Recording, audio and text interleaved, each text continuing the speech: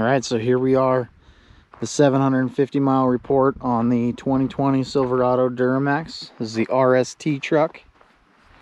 I don't know if you saw my first video, but that was basically a rundown, my first initial impressions. So this will be my 750 mile report here.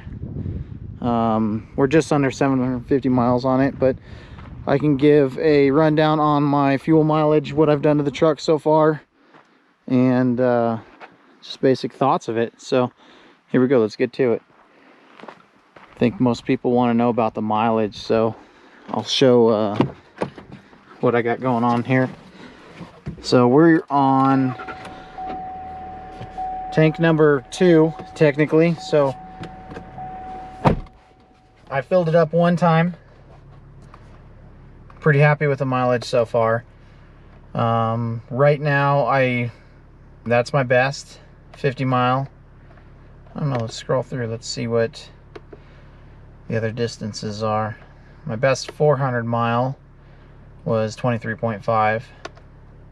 So I use the truck for daily driving. I've done some minor little road trips just because I really enjoy driving this thing, but right now I'll post up a little clip of my previous mileage before while I was filling it up.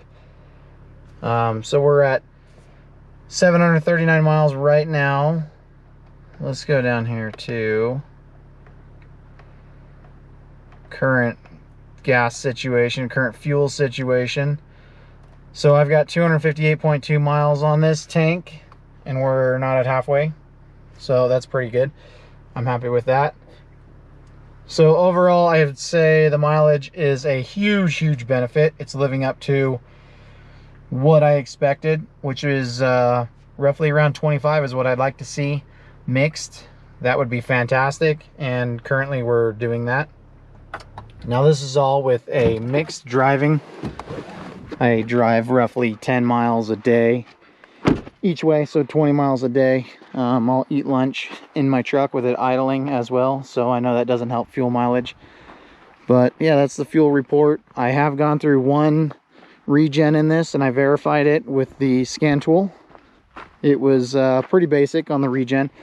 It just kind of idled a little bit higher, and it sounded a little bit more beefy. Basically, just little change, so it didn't even affect me really. I did get the bed liner sprayed in. Came out pretty good. It's a turbo liner. I've never heard of them before. It was one that the dealer recommended because that's what they get whenever the trucks don't come included with them. So I'm pretty darn happy with it. It looks good. My previous truck had the factory GM bed liner, and I was very happy with that. I scuffed up the sides with some pegs from the dirt bikes. Well, I can't really call it scuffed, but I rubbed them on there, and the factory GM bed liner did not scuff. So I scraped them, but it didn't leave any permanent damage. So whenever I load up some dirt bikes to come out to an area like this, then we'll see if this scuffs or if it holds up like the GM one did. I also did the fender liners. That was an easy install. I did do a video on that. I mean, it's pretty basic. Bolts right in. These wheels and tires, I tell you, I really like them. My other truck had the Trail Boss wheels. It was an RST, but I added the Trail Boss wheels, and those tires were loud. These ones, no noise at all. No noise. And they take this dirt just fine. Just fine out here. So I'm happy with that. Let's see here, what else we got? Oh, it runs hot. Yeah, my previous video I mentioned that, and I did get quite a bit of posts on that, but it runs hot. There's no way around it. It runs hot. So I took a little clip of it to see, or to show what I mean by it running hot. So yeah, so what did I do? I pulled off the shutters from inside here. Wasn't that bad of a deal. I drove it, made no difference on cooling, so those went back in there. I did pull off this engine cover just because I like it without it, so that's the only difference in here. I tried to do the airbox swap. I did it on my gas truck where the lower portion of the airbox was cut open. essentially making an intake out of it. But the lower air box is different because the lid bolts up different. So that didn't work. That was a fail. So airbox mod was a fail. Shutter removal was a fail. So we'll just wait until that comes out. So back to the cooling issue.